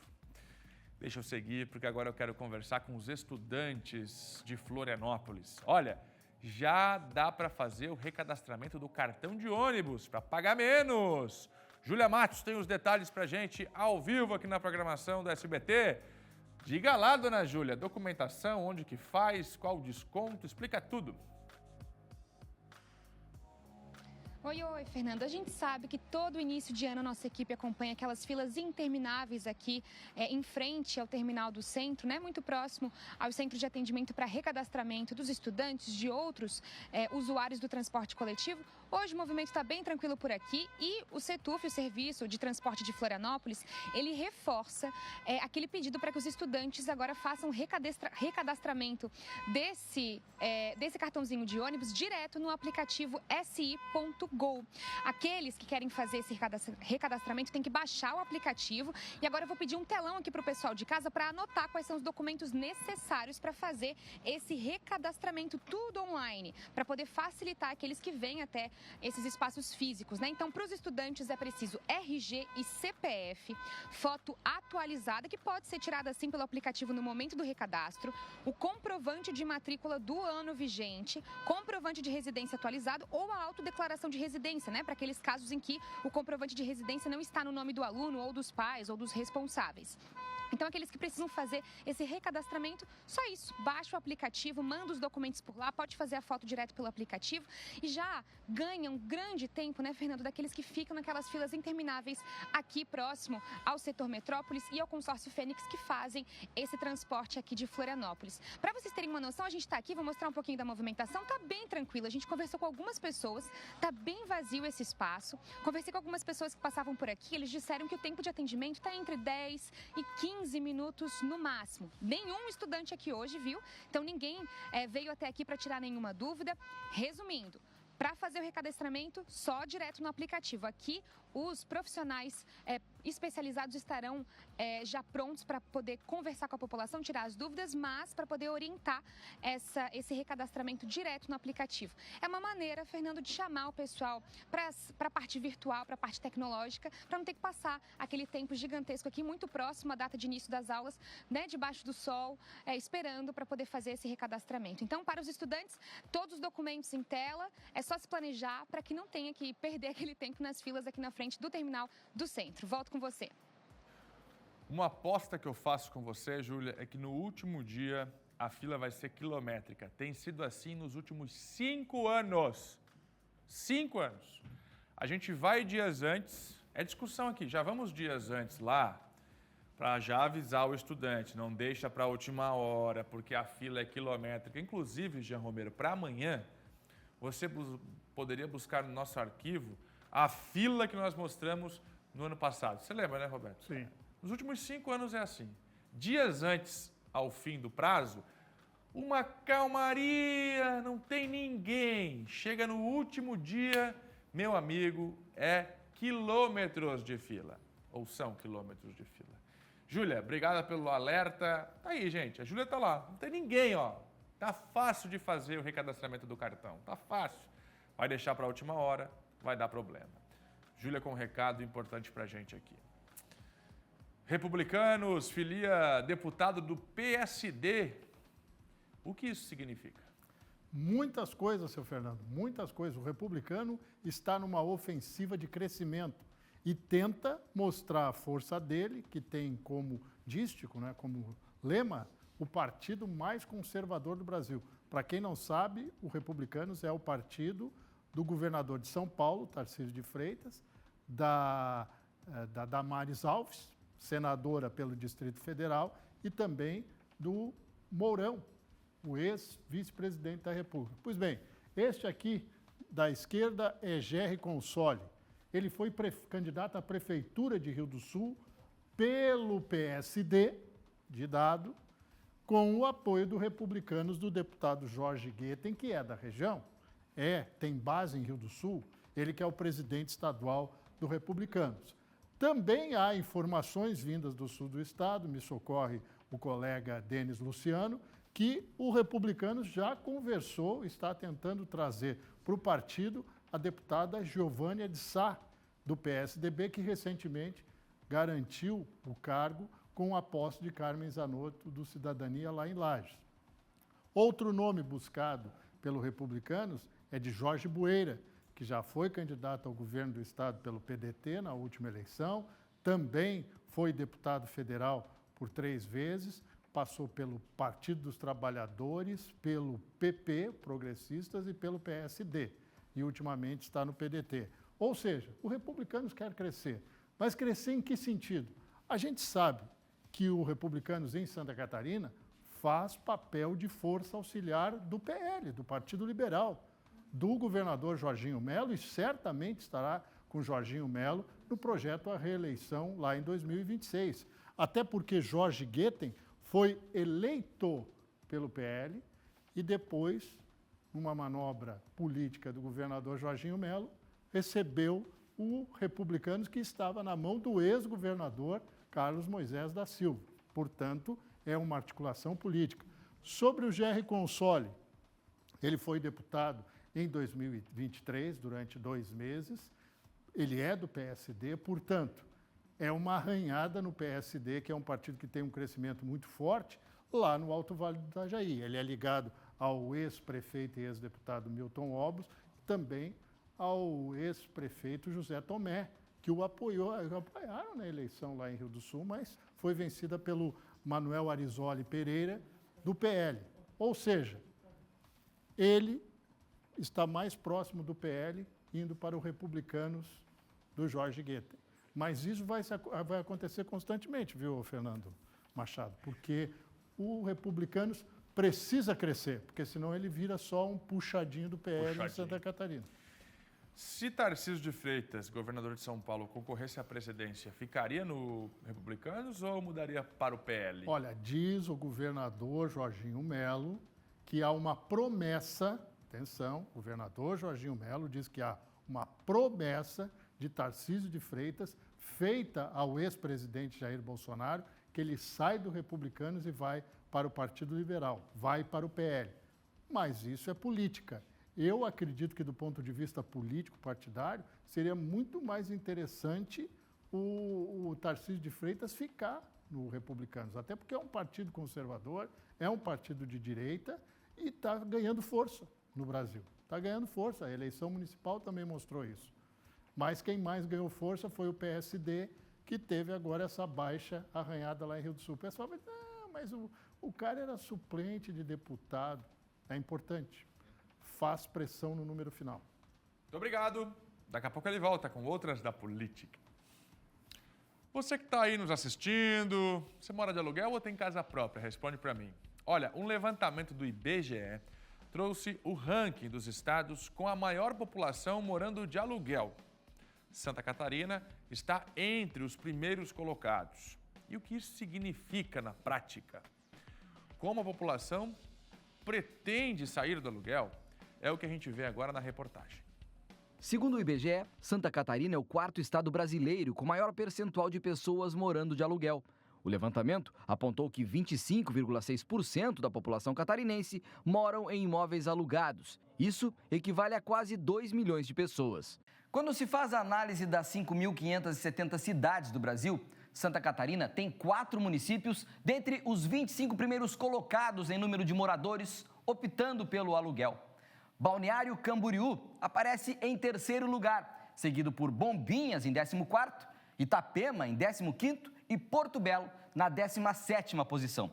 Agora, quando falamos do ranking de capitais, Florianópolis aparece em primeiro lugar, com 33,81%. Na sequência, Goiânia, em Goiás, com 32,58%. E Palmas, no Tocantins, aparece na terceira posição, com 30,3%. Os dados do IBGE mostram ainda que Santa Catarina supera a média nacional, que é de 20,86% de brasileiros morando de aluguel. Mas quais são os motivos que levam a estes números significativos? Nós conversamos com o vice-presidente do Sindicato da Habitação, que trouxe a explicação. Isso em função da atratividade de Santa Catarina. Hoje, Santa Catarina é um estado pujante, um estado belíssimo, né? Assim, ele está atraindo muitas pessoas, muita migração para cá. Isso pressiona o mercado, a oferta de imóveis, e acaba que muita gente vai morar de aluguel, né? Além desse fator, nós temos aqui preponderantemente no litoral de Santa Catarina, né? Se você pegar essa média, você vai ver que no interior ela é menor e aqui no litoral ela é maior. Nós temos os moradores por tempo determinado, os quais acabam não sendo interessante comprar um imóvel. Eles vêm para cá para fazer um doutorado, eles vêm para cá para prestar um serviço, ficam algum tempo, estudam numa universidade nossa e vão embora. Então, são imóveis de investidores que estão disponíveis para locação por um determinado tempo. O censo apontou ainda que mais de 668 mil moradores de domicílios alugados tinham entre 20 e 34 anos de idade, representando 34,5% do total do estado. Pessoas em idade produtiva, que podem receber até bons salários. Mas por que não comprar um imóvel? No Brasil, comprar um imóvel hoje é muito oneroso, né? Porque o nosso juro é um dos maiores do mundo. Então, para um jovem, para um sujeito de meia idade financiar um imóvel, ainda é muito custoso e acaba sendo mais conveniente financeiramente fazer a locação. Exemplo disso são os irmãos Leonardo e Rafael, gaúchos que sempre moraram de aluguel, desde que saíram da casa dos pais.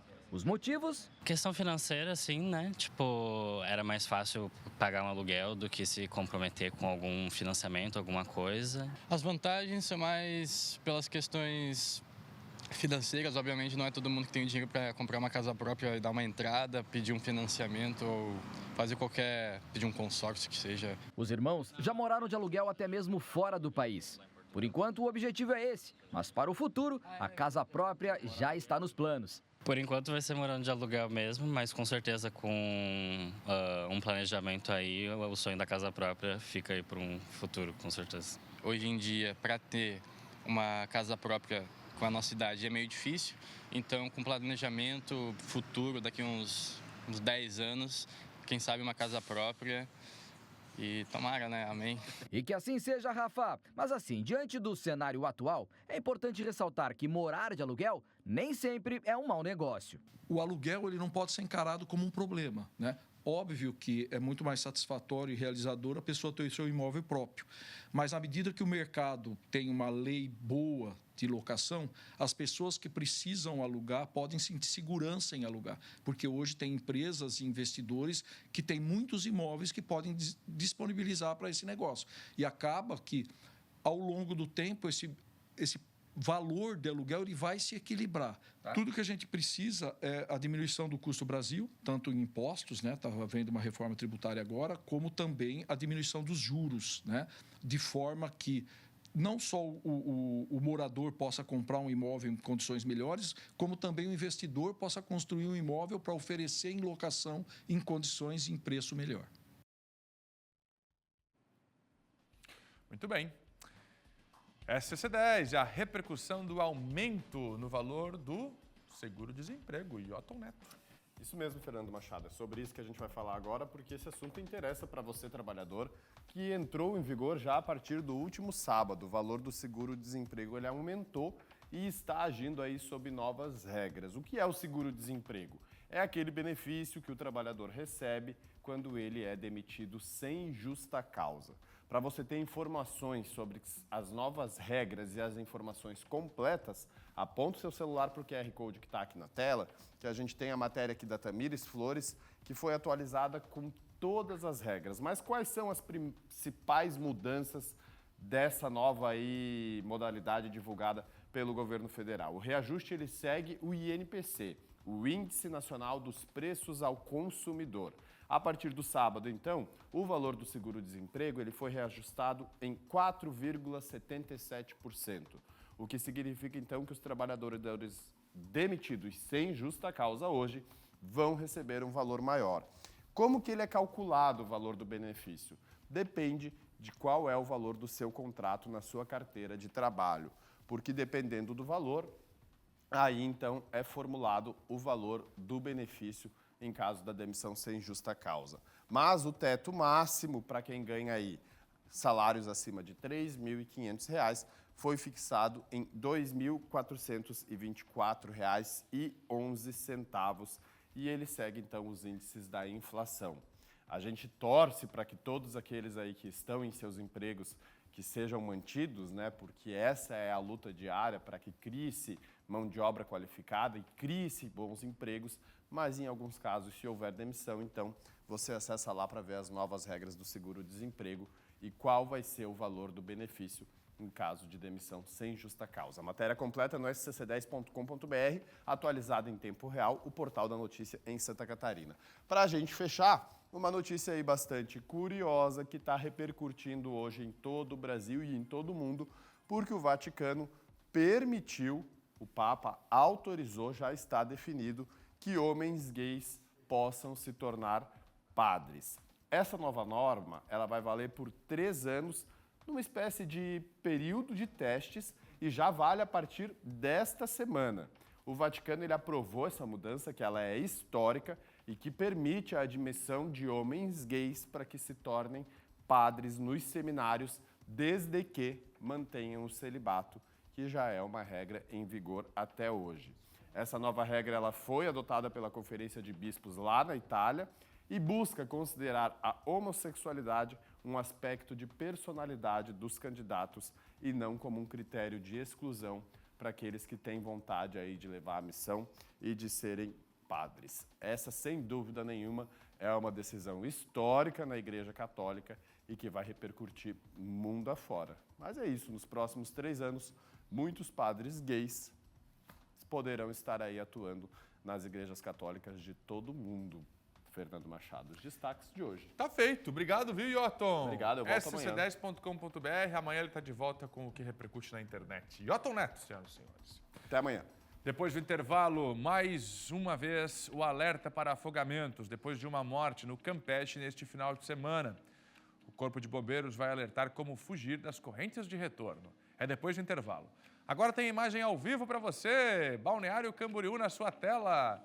Em instantes, mais informações da previsão do tempo e o esporte com a Dominique Cabral. Até já.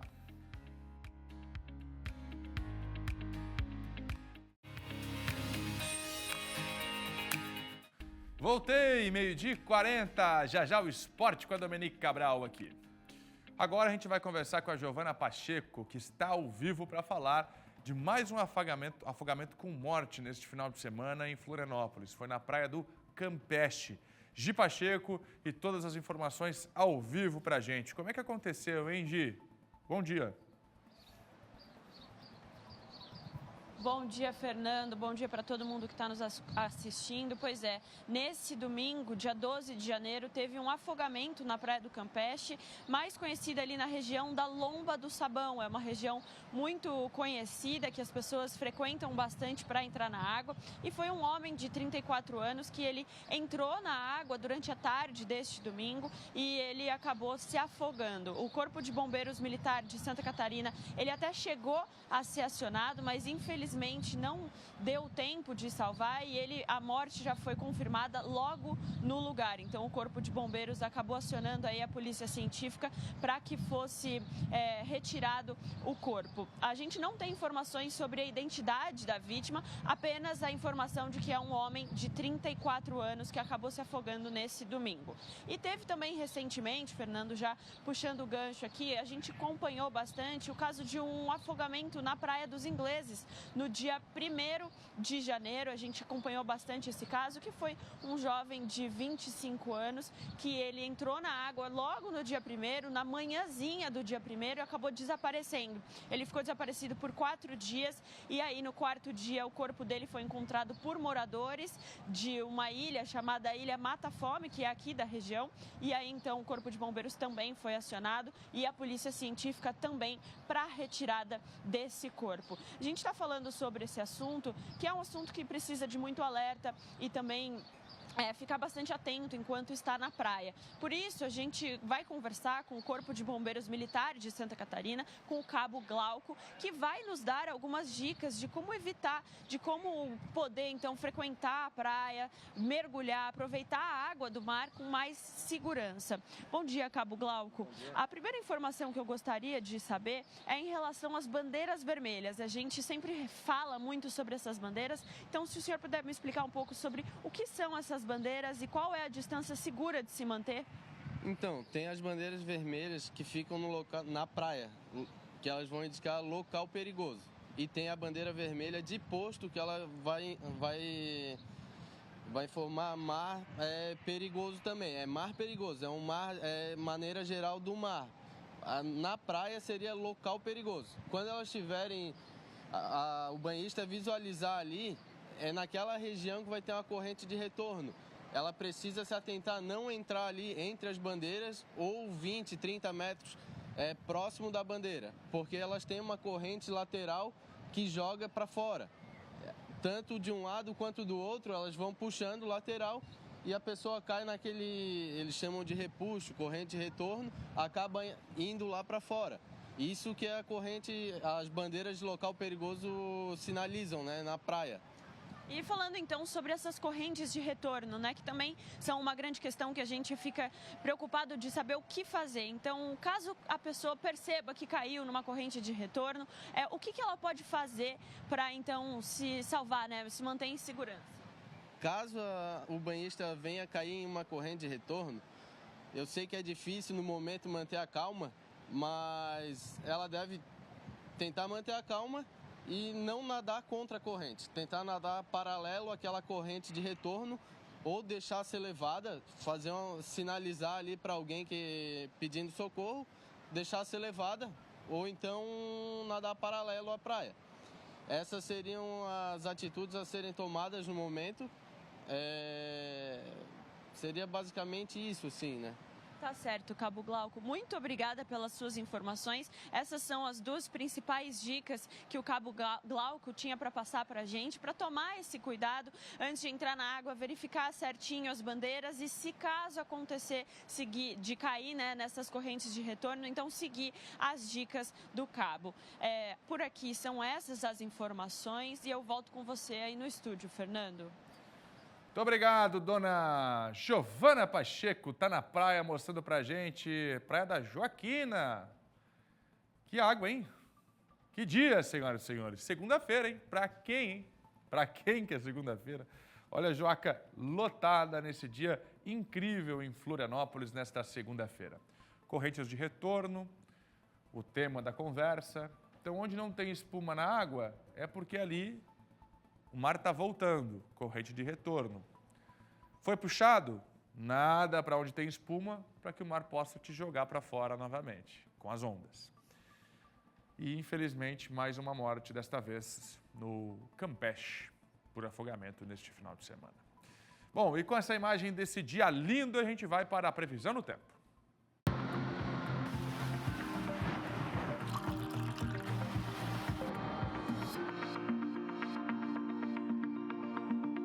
E a semana começa com a presença de sol aqui em Santa Catarina.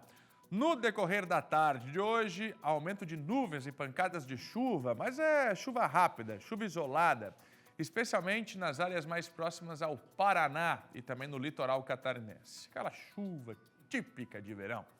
As temperaturas hoje ficam entre 25 e 35 graus. Dá uma olhada, região por região. Extremo Oeste 31, no Oeste 32. Planalto Norte 28, Norte 25. Vale 27, Meio Oeste 31. Serra 28, Sul 26. Grande Florianópolis com máximas que chegam a 25 graus nesta segunda-feira. E para amanhã, Fernando Machado, nesta terça-feira, a instabilidade aumenta no estado. No litoral e no Vale do Itajaí, a circulação mantém a presença de nuvens e, por isso, também se mantém a condição de chuva isolada. Há chance de temporais entre a tarde e a noite para todas as regiões, especialmente entre o Grande Oeste e os Planaltos. As temperaturas máximas permanecem altas amanhã, ficando próximas dos 30 graus aqui em Santa Catarina. Dá uma olhada, região por região, como é que ficam as temperaturas para esta terça-feira. Vem aí o esporte.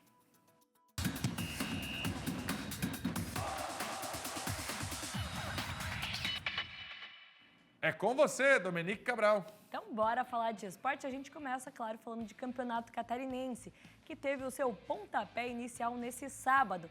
Jack e Figueirense fizeram a abertura da competição e ficaram no 0-0. Por isso, está chegando aqui com a gente o Luiz Felipe, que vai contar mais de como foi essa estreia do Campeonato Catarinense de 2025. Boa tarde, Luiz. Boa tarde, Domi. Pois é, 0-0, um placar magro e um placar de estreia quase que normal para ambas as equipes, né? Figueirense e Joinville acabaram fazendo um jogo onde testaram vários jogadores, tiveram aí uma deficiência principalmente na parte de finalização. O tempo estava bom aqui na Arena Joinville, vou pedir para o Diogo Cleiman dar uma mostrada para a gente. A Arena Joinville recebeu cerca de 7.500 torcedores, um público bom, chegou a chover aqui na arena e o jogo acabou sendo aquele jogo típico de estreia. Os jogadores ainda estão se conhecendo, no caso especificamente Joinville, né, fez contratação de mais de 10 jogadores, então eles estão ganhando ainda entrosamento. O jogo ficou em 0-0, foi o primeiro jogo, como você mesmo citou, Dominique, da estreia do campeonato catarinense. Agora, um fato que acabou marcando esse jogo foi a confusão que acabou acontecendo no setor de visitantes. Vou pedir para o Diogo Cleiman mostrar para a gente.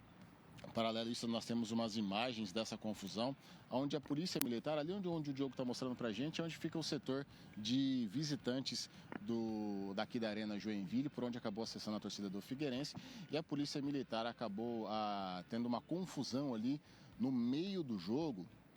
Tiros de bala de borracha foram disparados, algumas pessoas chegaram a relatar que o spray de pimenta foi jogado e aí, por causa do vento também acabou atingindo boa parte do estádio. Isso aconteceu no meio do jogo. Por conta dessa confusão, o segundo tempo acabou sendo atrasado e o jogo acabou indo até um pouco mais tarde por conta dessa confusão entre a Polícia Militar e ali o setor de visitantes aqui da Arena Joinville. Bom, mas fora isso, o jogo 0-0, ambas as equipes somam um ponto, jogo de estreia. Jogo de estreia é sempre mais adaptado que para outra coisa. Ambas as equipes ficam no 0-0. Agora é esperar como é que vai ser o restante dessa temporada para Figueirense e para Joinville. Eu volto contigo, Dominique. Obrigada, Luiz, pelas informações. Então, o primeiro jogo entre Joinville e Figueirense finalizou 0-0. Infelizmente, com confusão durante a partida. A gente espera que isso não volte a se seguir, né? Continue a ter esses atos de violência durante a competição. Mas a gente continua, é claro, trazendo tudo da competição aqui do estado. E começaram as obras do novo gramado da Arena Condá, que vai ser substituída por uma grama sintética. A ideia é que ela fique pronta para os jogos do Campeonato Brasileiro da Série B. O repórter Felipe Bastos tem mais informações. Olá, Domi, a todo mundo que acompanha o SCC Esporte. Nessa primeira etapa vão ser retiradas a grama e todo o sistema de drenagem. O valor vai ser em torno de R$1.400.000 nessa primeira parte, que vai ser feito pela Chapecoense, enquanto a Prefeitura finaliza o processo licitatório para as próximas etapas. A primeira etapa da obra deve ser finalizada entre os dias 15 e 18 de fevereiro para a aplicação do gramado sintético, que vem logo depois. A expectativa é de que o novo gramado da Arena Condá possa estar pronto para receber os jogos da Série B do Campeonato Brasileiro. Além do gramado, a Prefeitura investe mais de R$ 1.700.000 na troca da iluminação, que vai ser toda de LED. O novo gramado tem certificação da FIFA e deve atender à demanda do clube e também poderá ser usado pela comunidade em eventos, campeonatos e outras disputas. Domi, voltamos ao estúdio. Felipe, pelas informações. E pela segunda fase da Copinha, o Criciúma entrou em campo neste final de semana. Então vamos conferir como foram as emoções desse jogo. Criciúma e Santa Cruz ficaram no empate na cidade de Bálsamo. O Tigre teve as melhores oportunidades do primeiro tempo. Lira quase balançou as redes, mas acabou acertando o travessão. E na etapa final, faltou pontaria para ambas as equipes poderem marcar. Com o fim dos 90 minutos, o jogo foi para a disputa de pênalti. Lira abriu o placar para o Carvoeiro. E aí brilhou a estrela do goleiro Pedro, do Tigre. A primeira ele defendeu de JP. João Pedro, do Santa Cruz, também defendeu a cobrança de Cássio. David de cabeça também parou em Pedro. Iago ampliou a vantagem para o time do sul do estado. Lucas Fabiel marcou para os pernambucanos. E aí Juan Vitor também mandou para as redes. E Pedro pegou mais uma e classificou o Criciúma para a próxima fase. E com essa vitória, o Criciúma garantiu vaga para a próxima fase. Vamos conferir. O Tigre joga agora contra o Mirassol amanhã, 3 horas da tarde. Lembrando que na fase de grupos, o Criciúma derrotou o Mirassol por 2-0.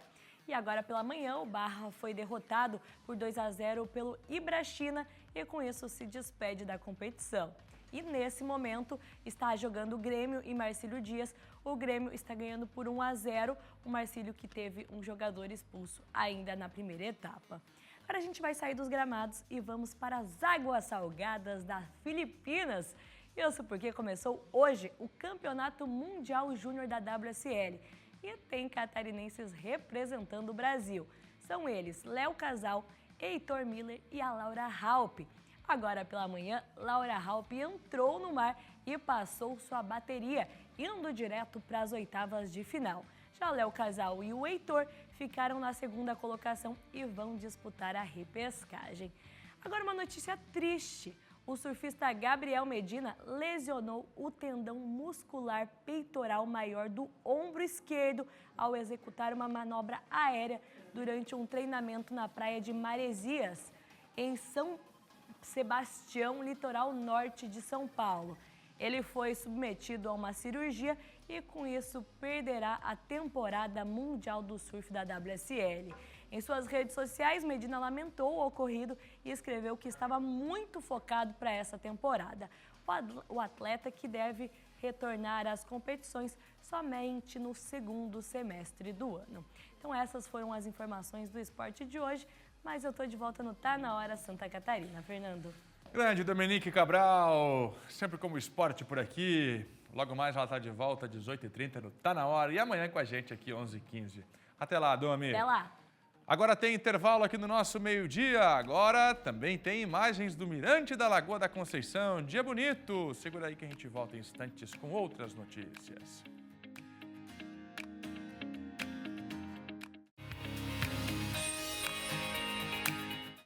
Voltei, 4 minutos faltando para 1 da tarde. Já já tem A Tarde é Nossa. E a gente segue por aqui com outras notícias. A Cidasc suspendeu temporariamente o consumo e a comercialização de ostras, mexilhões, vieiras e berbigões em algumas áreas de Florianópolis e Palhoça. O motivo foi, mais uma vez, a detecção de algas que podem causar intoxicação alimentar, de níveis acima do permitido para o ácido que é encontrado nessas algas. Estão suspensas nas localidades de Ponta do Caetano, Caieira da Barra do Sul e Taperinha, em Florianópolis, a comercialização e o consumo. Mas nas localidades da Costeira do Ribeirão e também Freguesia do Ribeirão, em Florianópolis, e ainda Ponta do Papagaio, em Palhoça, tudo liberado. E em caso de intoxicação alimentar, procure então um médico e avalie também a sua condição de saúde, porque pode sim se tornar um problema grave.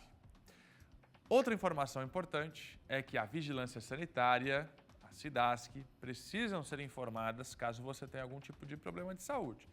É só ligar no 0800 644 8500. Vamos seguir? Você sonha em ajudar a salvar vidas atuando como bombeiro voluntário? Então esta é a sua hora. Em Ilhota estão abertas as inscrições para o curso de capacitação para ser um bombeiro voluntário. O Cris Pinheiro tem os detalhes ao vivo. É com você. Isso, Fernando. E as inscrições estão abertas, como você falou, e seguem até o dia 1º de março. São 40 vagas, as inscrições são gratuitas e o curso preparatório para se tornar um bombeiro voluntário vai ser ministrado na sede dos bombeiros voluntários em Ilhota. Para participar, o candidato, claro, tem que ter mais de 18 anos, concluído o ensino médio, e as inscrições podem ser feitas por meio de um link disponibilizado pela corporação. O link você encontra no QR Code que aparece aí na sua tela. As aulas vão acontecer, como eu falei, na sede do Corpo de Bombeiros. Vão ser ministradas atividades teóricas e práticas que vão acontecer sempre aos sábados, nos períodos da tarde e à noite, até mais ou menos 9 horas da noite, podendo também ser realizadas nos domingos. Lembrando que o curso é oferecido para homens e mulheres e, por ser voluntário, não é remunerado, as inscrições também são gratuitas. Volto contigo, Fernando. Muito obrigado, Cris Pinheiro ao vivo. Mudanças na saúde de Criciúma. O setor de cirurgias e tratamento fora do domicílio passa a atender em novo local a partir de hoje. Vamos saber onde? Emanuela Justino tem todos os detalhes. Oi, Fernando, boa tarde mais uma vez. O que antes, esse setor de cirurgias e atendimentos fora do domicílio, que é, por exemplo, a pessoa precisa de alguma especialidade que às vezes não tem aqui em Criciúma, que é então encaminhado para outros municípios vizinhos. Antes a pessoa tinha que ir lá na prefeitura, no Paço Municipal, e agora fica aqui no térreo do prédio Millennium, que fica bem no centro de Criciúma. Essa área aqui central, que é muito conhecida, fica bem em frente então ao Hospital São José, aqui na Rua Coronel Pedro Benedetti, e já começa a valer a partir dessa segunda-feira, tá? Então, o que antes era no Paço Municipal, a partir de hoje o atendimento passa a ser, então, das 8 horas da manhã até as 5 horas da tarde, sem fechar ao meio-dia. Esse que é um serviço muito importante que é oferecido para a saúde, Então, as pessoas que precisam de alguma especialidade que não é atendido aqui, que precisa de encaminhamento, a partir de hoje, então, a pessoa vem aqui, fica no térreo mesmo, então não precisa subir escada, nada. Aqui no térreo já tem esse atendimento, já tem a identificação também. Volto com vocês aí no estúdio. Obrigado, Manu. Importante mudança para a saúde pública de Criciúma. Atenção, estudantes que utilizam o transporte coletivo em Chapecó. Estão definidos os prazos para solicitar o desbloqueio do cartão. Felipe Bastos e as informações agora. O procedimento é feito todo começo de semestre. É necessário que o estudante comprove a matrícula nas instituições de ensino público ou privada, desde o ensino fundamental até a universidade.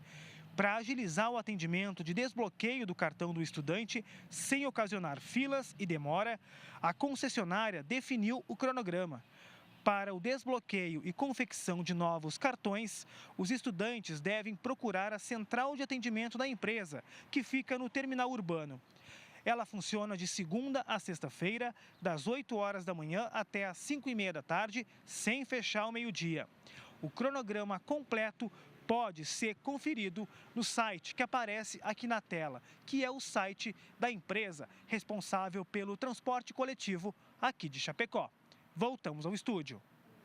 A Azul Linhas Aéreas anunciou que vai revisar a decisão de suspender os voos no Aeroporto Regional da Serra Catarinense e em Correia Pinto. Durante uma reunião online com o governador Jorginho Melo e lideranças regionais na última sexta-feira, a empresa se comprometeu a avaliar alternativas apresentadas. A companhia havia anunciado que suspenderia os voos a partir do dia 10 de março em Correia Pinto, especialmente na Serra. A notícia foi recebida com muita preocupação na região devido à importância do aeroporto regional para o desenvolvimento do turismo e também da economia na região da Serra Catarinense. O diretor de Relações Institucionais da Azul, César Grandolfo, explicou na reunião os principais motivos que levaram à suspensão das operações em 14 cidades brasileiras, incluindo Correia Pinto. Fatores como falta de aeronaves, dificuldades de manutenção e alta do dólar foram mencionados. Durante o encontro, foram discutidas também alternativas como reduzir a frequência semanal de voos, apoio financeiro dos empresários aos custos operacionais e a garantia de ocupação mínima dos voos, visando manter as operações no aeroporto regional da Serra Catarinense. Vamos aguardar as próximas etapas. Mas uma grande mobilização em Santa Catarina para o voo não deixar de existir. Logo mais, 18h30, tem Tá Na Hora Santa Catarina e o Cleiton Ramos está chegando agora com os destaques. Olá, Fernando Machado, boa tarde para você que está acompanhando o SCC Meio-Dia, 18h30, Fernando. Aquele encontro marcado no início aí das noites, nosso Tá Na Hora, SCC, a gente espera todo mundo. Sempre com aquela matéria diferenciada que o pessoal de casa está acostumado aqui na tela do SCC SBT. A exemplo do SCC Meio-Dia, temos o comentário do Roberto Azevedo, esporte também com a Dominique Cabral e a movimentação de toda a nossa equipe por todo o estado de Santa Catarina. Combinado? Até lá. Grande Cleiton, combinado. Por hoje era isso, equipe do Meio-Dia, muito obrigado pela parceria. Você de casa, obrigado por escolher o SBT. A gente se vê amanhã, 11h15, hein? Ao vivo aqui no SCC SBT. Então, cuide-se e até lá. Vem aí o A Tarde é Nossa com a dona Maricotinha e o Laércio Botega.